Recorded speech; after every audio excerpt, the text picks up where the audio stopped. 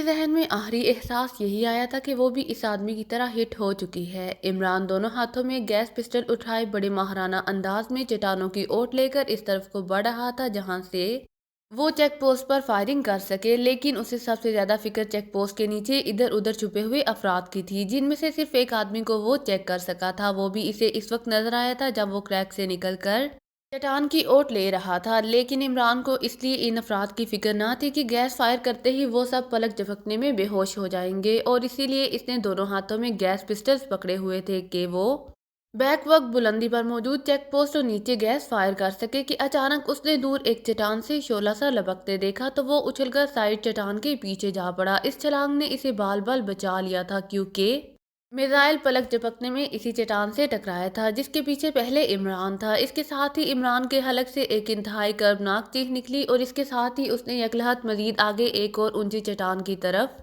چھلانگ لگا دی۔ اسی لمحے یکے بعد دیگرے دو خوفناک دھماکے ہوئے اور میزائل عین اس وقت بہت بڑی چٹان سے آ کر ٹکرائے جہاں عمران نے پہلے کربناک چیخ ماری تھی اور پھر لمبی چھلانگ لگا دی تھی۔ دونوں میزائلوں کے دھماکوں کے ساتھ ہی عمران کے حلق سے ایک بار پھر چیخ بلند ہوئی، لیکن اس بار اس نے وہاں سے چھلانگ نہیں لگائی کیونکہ اس نے اپنی چیخ سے دشمنوں کو یہ تاثر دینے کی کوشش کی تھی کہ وہ کسی گہرائی میں گرتا چلا جا رہا ہے تاکہ ارد گرد کی چٹانوں پر مزید میزائل فائرنگ نہ کرے۔ چیخ کی باز گشت ختم ہوتے ہی اس کی چیخوں کے ریزلٹ سامنے آنے لگ گئے جب اس نے چیک پوسٹ سے ہیولوں کو دوڑتے بھاگتے دیکھا اور نیچے مختلف چٹانوں کے پیچھے سے بھی مختلف لوگوں کو نکل کر اس طرف کو آتے دیکھا جہاں وہ موجود تھا۔ عمران نے اسی لمحے دونوں ہاتھوں میں موجود گیس پسٹلز کے ٹریگر بار بار اور تیزی سے پریس کرنے شروع کر دیے اور اس کے گیس پسٹل سے کیپسول نکل کر ہوا میں اڑتے ہوئے مختلف چٹانوں سے ٹکرا کر پھٹتے چلے گئے، جبکہ چند کیپسول سیدھے اڑتے ہوئے چیک پوسٹ پر جا کر گرے تھے۔ عمران نے اپنے ہاتھ روک لیے تھے، پھر جب اس نے چیک پوسٹ پر اور نیچے چٹانوں کے درمیان دوڑتے ہوئے افراد کو گرتے دیکھا تو وہ سمجھ گیا کہ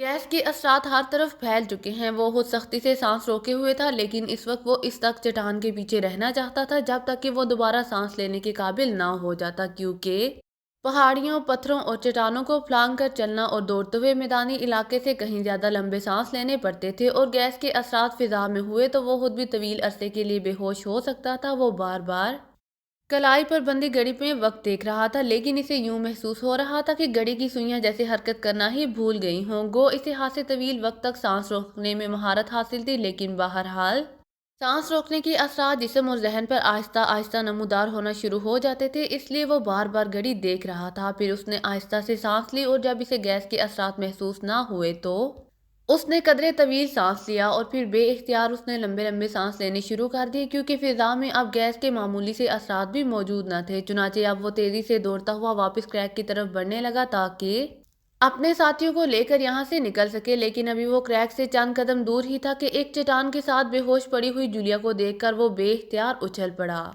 او یہ باہر کیوں آ گئی اور بے ہوش ہو گئی؟ او ویری بیڈ، عمران نے کہا اور ایک بار پھر تیزی سے کریک کی طرف بڑھا تاکہ باقی ساتھیوں کو باہر لا کر جولیا کو ہوش میں لے آنے کا بندوبست کرے، لیکن جیسے ہی وہ کریک کے قریب پہنچا اس کے ذہن میں یکلہت دھماکے سے ہونے لگے کیونکہ وہاں صفدر، کیپٹن شکیل، تنویر اور صالحہ چاروں بے ہوش اوندے پڑے ہوئے تھے۔ یہ کیسے ہو گیا؟ اس قدر غیر ذمہ دار نہیں ہے یہ لوگ، عمران نے حیرت بھرے انداز میں بڑبڑاتے ہوئے کہا، لیکن اسی لمحے اس کے ذہن میں اپنے چیخنے کا خیال آیا تو اس نے بے اختیار ایک طویل سانس لیا۔ اب بات اس کی سمجھ میں آ گئی تھی کہ اس کی اداکارانہ چیخوں نے اس کے ساتھیوں کو فوری طور پر باہر نکلنے پر مجبور کر دیا۔ جولیا اس کے لیے سب سے آگے پڑی ملی تھی کہ وہ چیخ سن کر جذباتی ہو کر بے تحاشا باہر بھاگی ہوگی، اور باقی ساتھی بھی ظاہر ہے اس کی چیخیں سن کر باہر کی طرف لپکے ہوں گے۔ اس وقت تو اسے اس بات کا خیال نہ آیا تھا کہ اس کی مصنوعی چیخیں اس کے ساتھیوں کو بھی باہر کھینچ لیں گی اور وہ مارے جا سکتے ہیں۔ اب وہ سوچ رہا تھا کہ اسے کیا کرنا چاہیے۔ وہ تیزی سے کریک کے اندر گیا اور اس نے جیپ کے عقبی حصے کو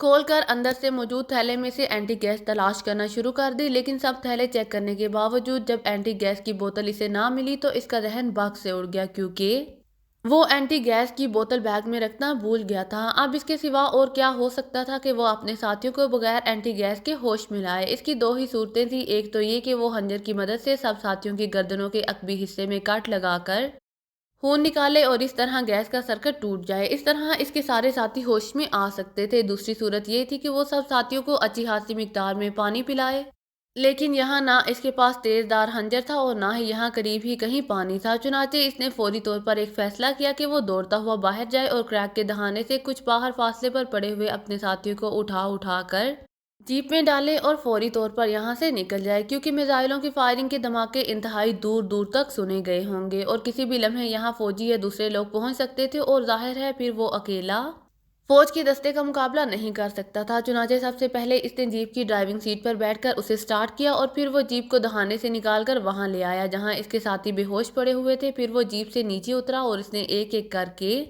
सब साथियों को जीप में डाला और आखिर में इसने और आगे जाकर बेहोश पड़ी हुई जूलिया को उठाया और कंधे पर लाकर वो तेजी से मुड़ा और इसने इसे भी लाकर जीप के अंदर बाकी साथियों के साथ लटा दिया। फिर इसने भी जीप का अकबी दरवाजा बंद किया ही था कि उसे दूर से आदमियों के दौड़ने की आवाजें सुनाई देने लगीं। ये आवाजें इस तरफ से आ रही थीं जहां इसके अंदाजे के मुताबिक मार्बल टाउन था और इसे एहसास हो गया था कि इसका हत्या दुरुस्त साबित हो रहा है और इसे किसी भी वक्त घेरा जा सकता है। इसलिए वो उछलकर ड्राइविंग सीट पर बैठा और इसने जीप को तेजी से सड़क की तरफ बढ़ा दिया। गो यहाँ इंतहाई डलवान थी और डलवान में जगह जगह गहरे और चौड़े क्रैक थे, लेकिन इमरान के सर पर चूंकि अपने साथियों की जिंदगियां बचाने की जिम्मेदारी आन पड़ी थी, इसलिए वो किसी चीज की परवाह किए बगैर जीप को तेजी से आगे दौड़ाता चला गया और भारी और मजबूत जीप किसी छोटे से खिलौने की तरह उछलती हुई आगे बढ़ती चली गई। इमरान को पूरी तरह एहसास था कि जीप के अकबी हिस्से में बेहोश पड़े साथियों का जीप के इस तरह उछलने से क्या हशर हो रहा होगा, लेकिन इस वक्त क्योंकि हालात ही ऐसे थे इसलिए इसने ब्रेक पर पैर ही नहीं रखा और फिर वो जैसे ही सड़क पर पहुंचा इसने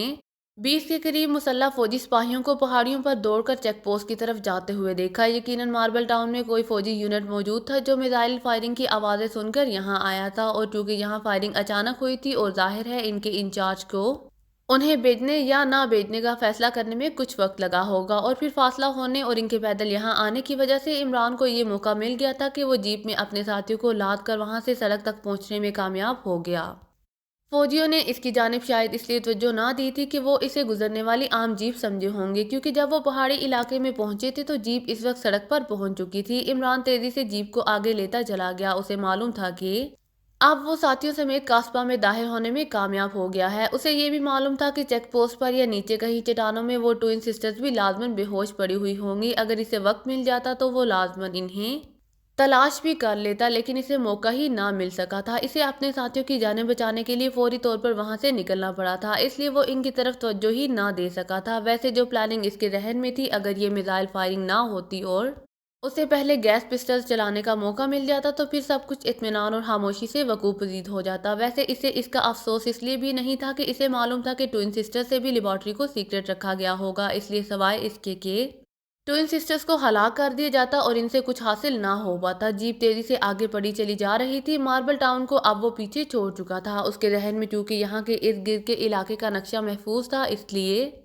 वो जीप को तेजी से दौड़ाता हुआ आगे बढ़ा चला जा रहा था। उसकी तेज नजरें पानी की तलाश में थी ताकि वो अपने साथियों को पानी पिलाकर होश में ला सके, लेकिन इसे सड़क की साइडों पर कहीं कोई ऐसा स्पॉट नजर नहीं आ रहा था जहां से वो पानी हासिल कर सके। और फिर अचानक इसके जहन में एक ख्याल आया तो वो बेइख्तियार उछल पड़ा। जीप में मेडिकल बॉक्स भी मौजूद था और इस मेडिकल बॉक्स में 4 पानी की बोतलें मौजूद थी। वहां क्रैक में इसे मेडिकल बॉक्स का ख्याल न आया था। अब वो दिल ही दिल में अल्लाह ताला का शुक्र अदा कर रहा था कि इसे वहां इन बोतलों का ख्याल नहीं आया था, वरना जाहिर है वो इन्हें होश दिलाने में लग जाता और मुसल्लह फौजियों का दस्ता उनके सरों पर पहुंच जाता। उसे मालूम था कि ये सब कुछ अल्लाह ताला की रहमत के सबब है, वरना ये कैसे हो सकता था कि इमरान के जहन में मेडिकल बॉक्स में मौजूद पानी की बोतलों का ख्याल ही महफ हो जाता।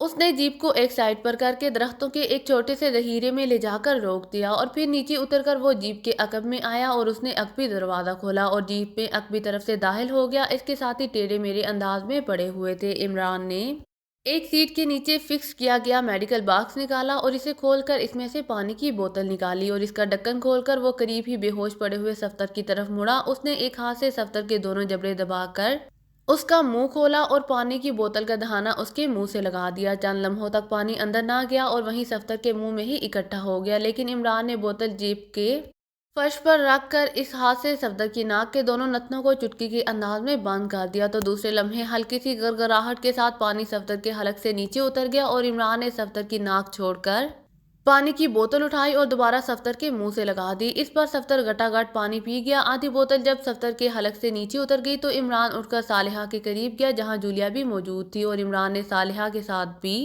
وہی کارروائی دہرائی جو وہ پہلے صفدر کے ساتھ کر چکا تھا۔ بوتل خالی ہونے پر وہ اٹھا اور ایک خالی سیٹ پر بیٹھ گیا۔ چند لمحوں بعد اسے صفدر کے کراہنے کی آواز سنائی دی تو اس نے سیٹ سے اٹھ کر صفدر کے جسم کو دونوں ہاتھوں سے جھنجھوڑ دیا۔ خطرہ ہے صفدر، جلدی ہوش میں آؤ، عمران نے کہا تو صفدر کے جسم نے یکلحظ جھٹکا کھایا اور عمران کے سہارا دینے پر وہ اٹھ کر بیٹھ گیا اور حیرت بھری نظروں سے ادھر ادھر دیکھنے لگا۔ اسی لمحے صالحہ کے کراہنے کی آواز بھی سنائی دی تو عمران نے اس کا کاندھا پکڑ کر اسے جھنجھوڑ دیا اور صالحہ بھی ہلکی سی چیخ مار کر ایک جھٹکے سے اٹھ کر بیٹھ گئی۔ ہوش میں آؤ صالحہ، ہم سب خطرے میں ہیں، عمران نے کہا۔ عمران صاحب، ہم کہاں ہیں اور یہ کیا ہے؟ صفدر کی آواز سنائی دی۔ ہم اپنی جیپ میں ہیں اور پہاڑی علاقے کو کراس کر کے اب قصبہ میں داخل ہو چکے ہیں۔ ہم انتہائی خطرے کی زد سے تو نکل آئے ہیں لیکن کسی بھی وقت خطرہ ہمارے سروں پر پہنچ سکتا ہے، اس لیے تم دونوں کو ہوش دلایا ہے۔ اب صالحہ، جولیا کو اور صفدر باقی ساتھیوں کو ہوش میں لے آئے۔ میں جیپ چلاؤں گا تاکہ جتنا جلد ممکن ہو سکے ہم جلد از جلد قصبہ کے دارالحکومت گائٹ میں داخل ہو سکے۔ پانی کی مزید 3 بوتلیں میڈیکل باکس میں موجود ہیں، عمران نے تیز لہجے میں کہا، اور پھر وہ چھلانگ لگا کر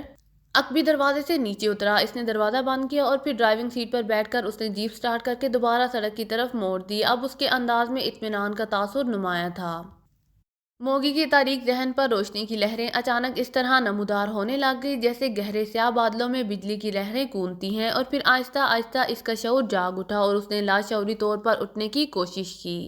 لیٹی رہیں مس، لیٹی رہیں۔ اس کے کان میں ایک نسوانی آواز پڑی اور اس کے ساتھ ہی اسے کسی نسوانی ہاتھ کا نرم دباؤ اپنے کاندھے پر محسوس ہوا تو اس کی نہ صرف آنکھیں کھل گئی بلکہ وہ پوری طرح ہوش میں آ گئی۔ اس نے حیرت بھرے انداز میں ادھر ادھر دیکھا اور اس کے ساتھ ہی اس کے ذہن میں بے ہوش ہونے سے پہلے کے واقعات فلمی مناظر کی طرح نمودار ہو گئے۔ اسے یاد آ گیا کہ رابرٹ کی طرف سے ٹرانسمیٹر کال کہ اس نے ایک آدمی کو کریک کے دہانے میں داخل ہوتے دیکھا، تو موگی نے یہ کال سن کر جنرل کال کر کے اپنے سب ساتھیوں کو فوری میزائل فائر کرنے کا حکم دے دیا تھا، اور پھر جولین سے بھی اس کی ٹرانسمیٹر پر بات ہوئی تھی۔ اس کے بعد اس نے رابرٹ کی طرف سے میزائل فائر ہوتے دیکھا تھا، پھر یکے بعد دیگرے 2 میزائل اور فائر ہوئے۔ اس دوران اسے انسانی چیخیں بھی سنی تھی اور اس کے بعد اچانک اسے نامانوسی بو محسوس ہوئی اور اس کے ذہن پر اندھیرے چھا گئے۔ پھر اب اسے یہاں ہوش آیا تھا، یہ ہسپتال کا کمرہ تھا۔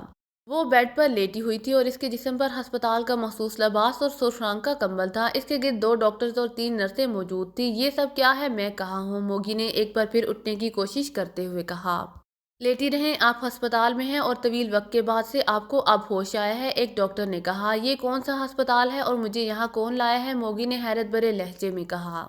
یہ دارالحکومت کا ملٹری ہسپتال ہے اور ماربل ٹاؤن کو ملٹری یونٹ کے انچارج میجر آرنلڈ نے ہسپتال انتظامیہ کو فون کیا کہ چیک پوسٹ کے نیچے اور اوپر بہت سے مرد اور عورتیں بے ہوش پڑی ہیں، انہیں ہسپتال لے جانے کے لیے ایمبولینس بھیجی جائیں۔ چنانچہ یہاں سے 10 ایمبولینس وہاں بھجوائی گئیں، 2 عورتیں اور 25 مردوں کو بے ہوشی کے عالم میں یہاں لایا گیا اور ان کا علاج کیا جا رہا ہے۔ کسی ایسی جدید گیس سے آپ سب کو بے ہوش کیا گیا تھا کہ اس کا اینٹی کسی طرح بھی سامنے نہیں آ رہا تھا۔ بہرحال 8 گھنٹے بعد آپ کو خود بخود ہوش آ گیا ہے، ڈاکٹر نے تفصیل سے جواب دیتے ہوئے کہا۔ میری بہن کہاں ہے؟ اس کی کیا حالت ہے؟ یکلحظ موگی نے تڑپ کر پوچھا۔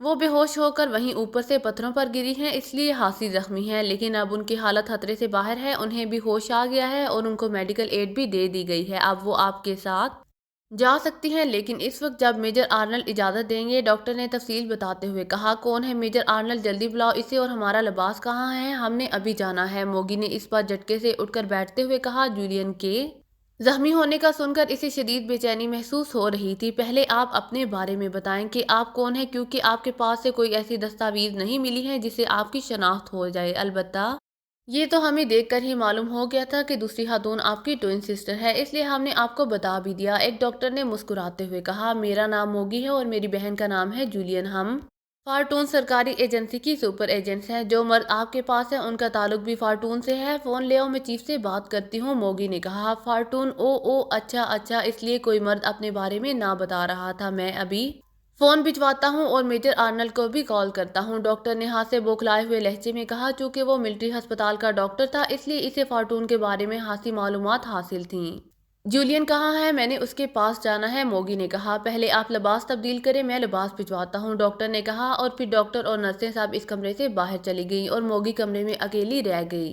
یہ سب کیسے ہوا ہے؟ کیا ہوا؟ وہ چیخنے والا آدمی کون تھا؟ اور کیا وہ آدمی بھی یہاں ہے؟ یہ بے ہوش کر دینے والی گیس کس نے فائر کی؟ وہ آدمی تو ہٹ ہو کر کسی گہرائی میں جا گرا تھا۔ پھر یہ سب کیسے ہوا؟ کس نے کیا؟ موگی نے انتہائی الجھے ہوئے انداز میں بڑبڑائی چلی جا رہی تھی کہ کمرے کا دروازہ کھلا اور ایک نرس ٹرالی دھکیلتی ہوئی اندر داخل ہوئی۔ اس نے ٹرالی بیڈ کے ساتھ کھڑی کی۔ ٹرالی کی اوپر والی سطح پر ایک کارڈلیس فون رکھا تھا جبکہ نچلے خانے میں ایک بیگ رکھا تھا۔ بیگ میں آپ کا لباس ہے میڈم، اور آپ کے لیے فون بھی ٹرالی میں موجود ہے۔ جب آپ فارغ ہو جائیں تو بیڈ کے ساتھ موجود بیل دے دیں، ہم حاضر ہو جائیں گے، نرس نے انتہائی مودبانہ لہجے میں کہا، اور موگی کی اس بات میں سر ہلانے پر وہ مڑی اور تیز تیز قدم اٹھاتی ہوئی کمرے سے باہر چلی گئی۔ جب سے موگی نے اپنا تعارف کرایا تھا ان سب کا رویہ یکسر بدل گیا تھا۔ دروازہ بند ہونے پر موگی بیڈ سے اتر کر پہلے سیدھی دروازے کی طرف بڑھ گئی۔ اس نے دروازے کو اندر سے لاک کیا اور پھر واپس بیڈ کی طرف آ گئی۔ اس کے جسم پر ہسپتال کا مخصوص لباس تھا۔ اس نے ٹرالی کے نچلے حصے میں موجود بیگ کو اٹھا کر بیڈ پر رکھا اور اسے کھولا تو اس میں اس کا اپنا لباس کلین اور استری شدہ رکھا تھا۔ اس نے اپنا لباس پہنا اور بیگ کے اندر موجود اپنے جوتے نکال کر پہن لیے اور ہسپتال والا لباس اس بیگ کے اندر رکھ دیا اور بیگ کو واپس ٹرالی کے نچلے حصے میں رکھ دیا، اور پھر ٹرالی کے ساتھ موجود کرسی پر بیٹھ کر اس نے ٹیلی فون کا ریسیور اٹھایا تو ٹون موجود تھی، اس لیے اس نے نمبر پریس کرنے شروع کر دیے۔ یس رابطہ قائم ہوتے ہی ایک نسوانی آواز سنائی دی اور وہ آواز پہچان گئی جو چیف کی فون سیکرٹری کی آواز تھی۔ ٹوئن سسٹرز کی موگی بول رہی ہوں، چیف سے بات کراؤ، موگی نے کہا۔ یس میڈم، ہولڈ کریں، دوسری طرف سے مودبانہ لہجے میں کہا گیا۔ یس کرنل ماریو بول رہا ہوں۔ چند لمحوں بعد چیف کی آواز سنائی دی۔ موگی بول رہی ہوں، چیف ملٹری ہسپتال سے، موگی نے کہا۔ ہسپتال سے؟ کیا مطلب؟ تم ہسپتال کیسے پہنچ گئی؟ کیا ہوا ہے؟ دوسری طرف سے چونک کر اور انتہائی حیرت بھرے لہجے میں کہا گیا تو موگی نے مختصر طور پر سارے گزشتہ واقعات دہرا دیے۔ اس کا مطلب ہے کہ وہ لوگ نکل گئے ہیں اور تم ٹوئن سسٹرز ناکام رہی ہو، کرنل ماریو نے غصیلے لہجے میں کہا۔ سوری چیف، آپ فوراً نتیجے پر چھلانگ لگا دیتے ہیں۔ وہ کیسے نکل گئے؟ رابرٹ کو ایک آدمی نظر آیا اور پھر اسے میزائل فائر کر کے ہٹ کیا گیا۔ البتہ وہ شاید پہلے سے ہی کوئی زود اثر گیس پھیلانے میں کامیاب ہو گیا تھا جس کی وجہ سے وہ سب بے ہوش ہو گئے۔ پھر میزائل فائرنگ کی آوازیں سن کر ماربل ٹاؤن ملٹری یونٹ کے میجر آرنلڈ نے اپنے فوجی سپاہی وہاں بھیجے۔ انہوں نے وہاں کی رپورٹ میجر آرنلڈ کو دی اور میجر آرنلڈ نے ہسپتال فون کر کے ایمبولینس منگوائی اور ہمیں ہسپتال پہنچایا۔ اگر وہاں پاکستانی ایجنٹ موجود ہوتے تو زندہ یا مردہ تو لازماً انہیں بھی مارک کر لیا جاتا یا ان کی لاشیں اٹھا لی جاتی۔ ایک آدمی کی لاش اس کے لیے مارک نہ ہو سکی کہ اول تو وہ کسی گہرائی میں گرا تھا اور پھر اسے میزائل سے ہٹ کیا گیا تھا، اس لیے اس کی لاش کے بھی پرخچے اڑ گئے ہوں گے اور لاش بھی کسی گہرائی میں ہوگی جہاں سے اسے مارک ہی نہ کیا جا سکتا ہوگا، موگی نے اس پر قدرے غصیلے لہجے میں کہا۔ تم میرے ساتھ اس لہجے میں بات نہ کیا کرو جس لہجے میں جولین سے کرتی ہو، ورنہ کسی روز تمہاری کٹی پٹی لاش کسی ویرانے میں پڑی نظر آئے گی۔ سنا تم نے کہ نہیں؟ کرنل ماریو نے شعلہ بار لہجے میں کہا۔ سوری چیف، میرا وہ مطلب نہیں جو آپ نے سمجھا ہے۔ آپ برائے مہربانی میجر آرنلڈ سے کہیں کہ وہ ہمیں ہسپتال سے جانے کی اجازت بھی دیں اور ہمارے لیے کوئی جیپ بھی تیار کر دیں تاکہ ہم خود وہاں جا کر حالات کا جائزہ لے سکیں، موگی نے اس پر مودبانہ لہجے میں کہا۔ تم پوری طرح ٹھیک ہو؟ اور جولین کی کیا پوزیشن ہے؟ چیف نے بھی اس پر نرم لہجے میں کہا۔ ڈاکٹروں کے مطابق وہ زخمی ہوئی ہے لیکن اب اس کی حالت خطرے سے باہر ہے، موگی نے جواب دیا۔ اوکے، تم اپنے صحت مند 4 ساتھیوں کو بھی ساتھ لے جاؤ، وہاں سے پاکستانی ایجنٹوں کی لاشیں تلاش کرو، اگر لاشیں نہ ملیں تو پھر ان شواہد کو چیک کرو کہ یہ سب واقعہ کیسے پیش آیا اور وہ آدمی کون تھا جسے رابرٹ نے چیک کیا تھا، اور پاکستانی ایجنٹ کہاں گئے ہیں؟ چیف نے تفصیل سے اسے حکم دیتے ہوئے کہا۔ یس چیف، موگی نے جواب دیا۔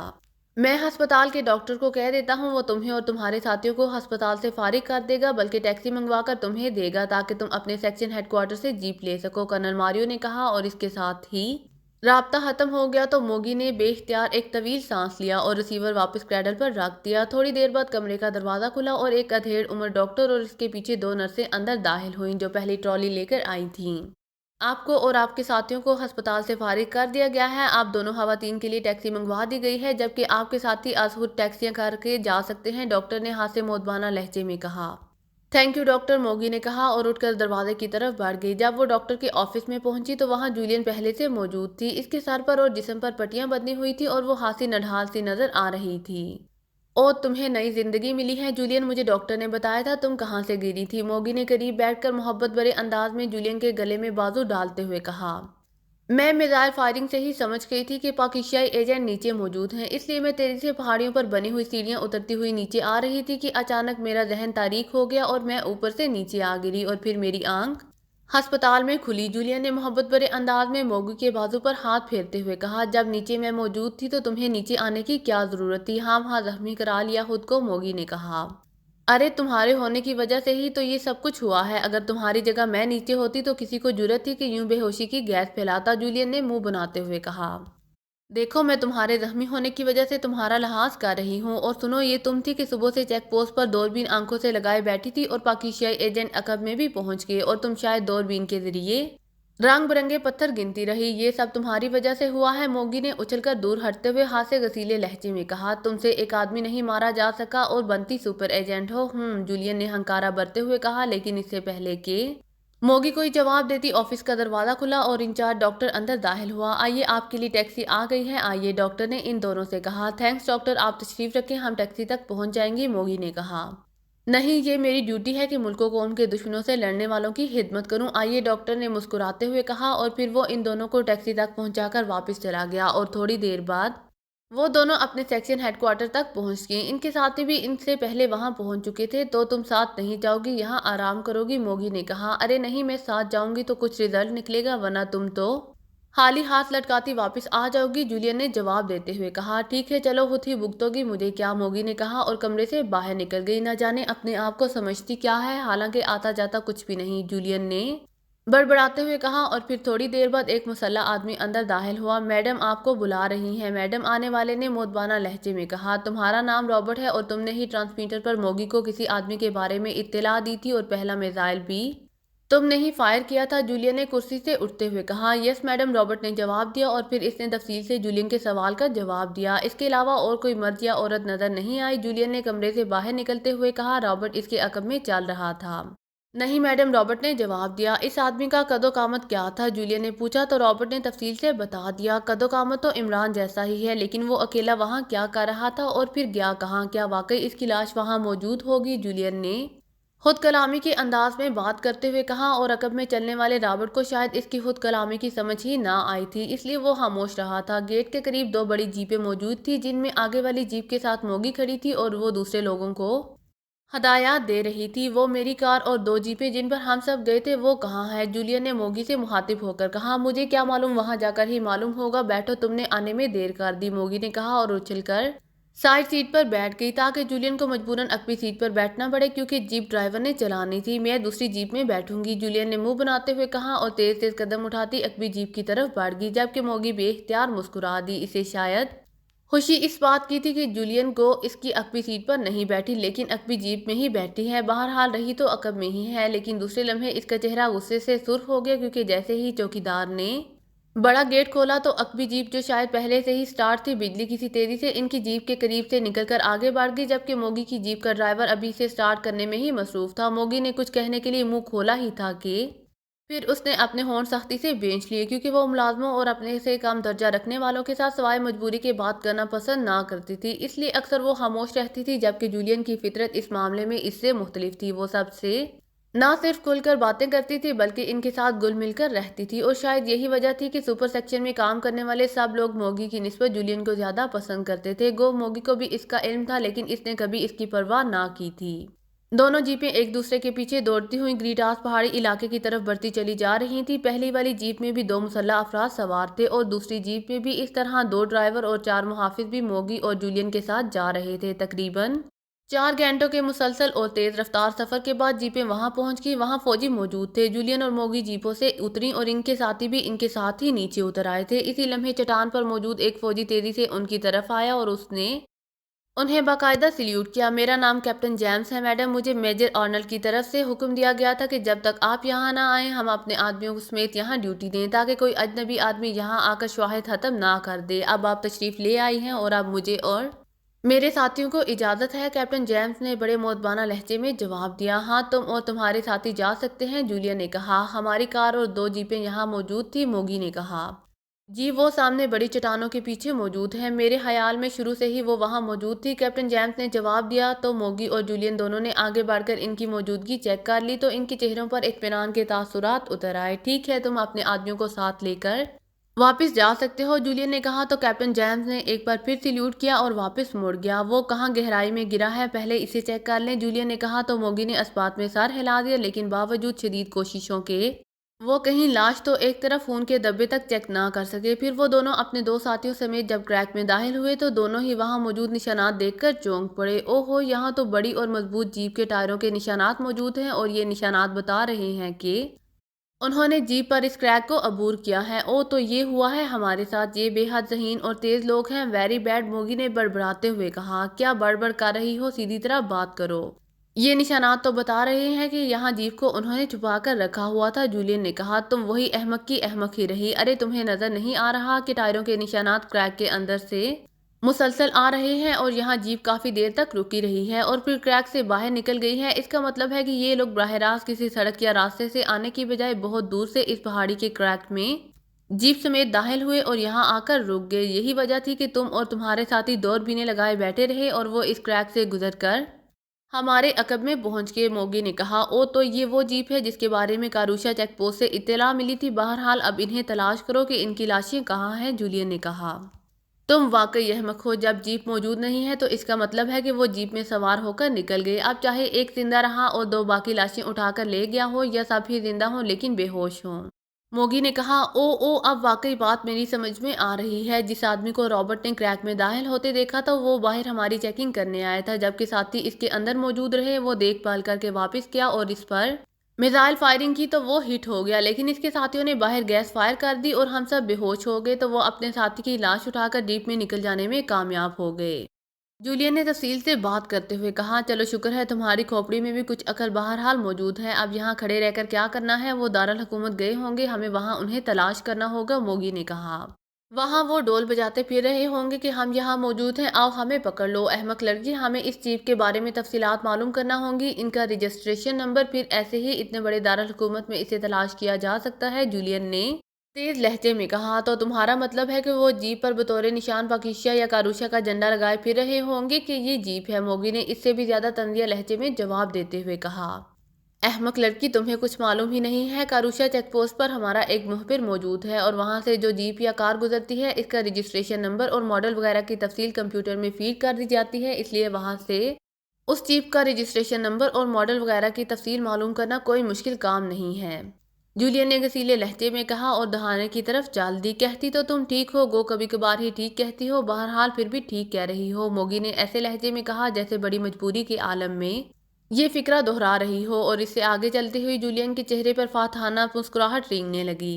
कास्बा का दारुल हुकूमत गाइड यूरोपीय ममालिक के दारुल हुकूमतों में सबसे ज्यादा खूबसूरत और साफ सुथरा शहर तस्लीम किया जाता था। यहाँ पूरे शहर में गर्द का एक जरा भी ना जमीन पर नजर आता था और ना ही हवा में। यहाँ बारिशें ज्यादा होती थी और खुश मौसम कम था। यही वजह थी कि यहाँ की एक इंच जमीन पर भी घास या फूल उगे हुए नजर आते थे। चौड़ी और साफ सुथरी सड़कें थी और हर तरफ इंतहाई सरसब्जी फैली हुई थी। यहाँ के लोग खूबसूरत भी थे और खूबसूरत लिबास भी पहनते थे। कास्बा चूंकि वेलफेयर रियासत थी इसलिए यहाँ इन लोगों को जो बेरोजगार हों या किसी भी वजह से खुद काम ना कर सकते हों उनकी भरपूर मदद की जाती थी और उन्हें अपने पैरों पर खड़ा करने की हतौल वसा कोशिश की जाती थी। यही वजह थी कि पूरे गाइड में कहीं भी कोई गदागार या गरीब आदमी नजर ना आता था। हर वक्त शादाब मौसम की वजह से यहाँ के रहने वालों के मिजाजों में भी शादाबी ज्यादा वाज़ेह नजर आती थी। खास तौर पर यहाँ की खवातीन ना सिर्फ बेहद खूबसूरत समझी जाती थी बल्कि गुफ्तगू और रहन सहन के लिहाज से भी वो बेहद मामला फहम और खूबसूरत अंदाज की मालिक थी। दारुल हुकूमत का प्राइम रोज क्लब पूरे गाइड में बेहद मशहूर था। उसकी 10 मंजिला इंतहाई खूबसूरत इमारत थी। वहाँ ऐसे फंक्शन अक्सर होते रहते थे जिन्हें नौजवान और पढ़े लिखे तबके में सबसे ज्यादा पसंद किया जाता था। यही वजह थी कि इस क्लब में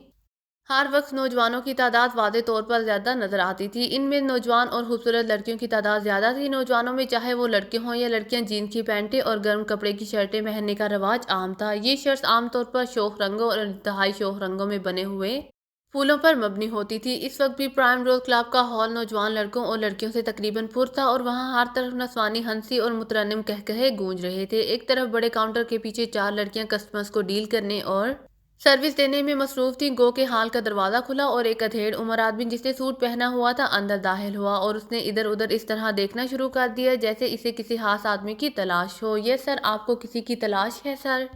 एक बावर्दी सुपरवाइजर ने आगे बढ़ते हुए मोदबाना लहजे में कहा। मुझे बताया गया है कि यहाँ डॉक्टर रिचर्ड आए हुए हैं। मैक्स लेबोरेटरी के डॉक्टर रिचर्ड, इस आदमी ने कहा। یس سر، آئیے وہ ادھر وی آئی پی ایریا میں ہے، سپروائزر نے کہا تو اس آدمی کے چہرے پر قدرے اطمینان کے تاثرات ابھر آئے۔ تھوڑی دیر بعد وہ ایک لفٹ کے ذریعے نیچے تہہ خانے میں پہنچ گئے جہاں ایک گیلری کا اختتام ایک بڑے ہال میں ہوا۔ اس ہال میں جوئے کی میزیں موجود تھیں اور وہاں ایسے لوگ بیٹھے جوا کھیل رہے تھے جو اپنے لباس اور انداز سے واقعی وی آئی پی دکھائی دیتے تھے۔ البتہ وہاں جوا بڑے پیمانے پر نہیں کھیلا جاتا تھا، بلکہ وہاں کھیلے جانے والے جوئے کو دیکھ کر صاف محسوس ہوتا تھا کہ کھیلنے والے صرف انجوائے کر رہے ہیں، ان کا مقصد کوئی بڑی رقم جیتنا یا ہارنا نہیں ہے۔ ہر آدمی کے سامنے اعلیٰ ترین شراب کی بوتل اور گلاس موجود تھا اور جوا کھیلنے کے ساتھ ساتھ وہ شراب کو بھی انجوائے کر رہا تھا۔ ایک میز پر ڈاکٹر رچرڈ بھی شراب پینے اور جوا کھیلنے میں مصروف تھا۔ ان کے ساتھ ہی ایک خوبصورت لڑکی بیٹھی ہوئی تھی اور وہ اس انداز میں بیٹھی تھی جیسے ڈاکٹر رچرڈ کو کمپنی دینے کے لیے بیٹھی ہو، لیکن ڈاکٹر رچرڈ کی آنکھوں میں شدید لاتعلقی اور بیگانگی کے تاثرات نمایاں تھے۔ سپروائزر ڈاکٹر رچرڈ کے قریب جا کر جھک گیا اور اس نے آہستہ سے کچھ کہا تو ڈاکٹر رچرڈ نے چونک کر آنے والے کی طرف دیکھا۔ یس، ڈاکٹر رچرڈ نے آنے والے سے کہا جبکہ سپروائزر سلام کر کے واپس مڑ گیا۔ میرا نام ڈونجے ہے جناب، آنے والے نے قریب جا کر آہستہ سے کہا تو ڈاکٹر رچرڈ بے اختیار چونک پڑا۔ او اچھا آئے، میں تو آپ کے انتظار میں ہی تھا۔ اگر آپ کو میری ویڈیو پسند آئے تو please like, share and subscribe کرنا مت بھولیے گا۔ جزاک اللہ۔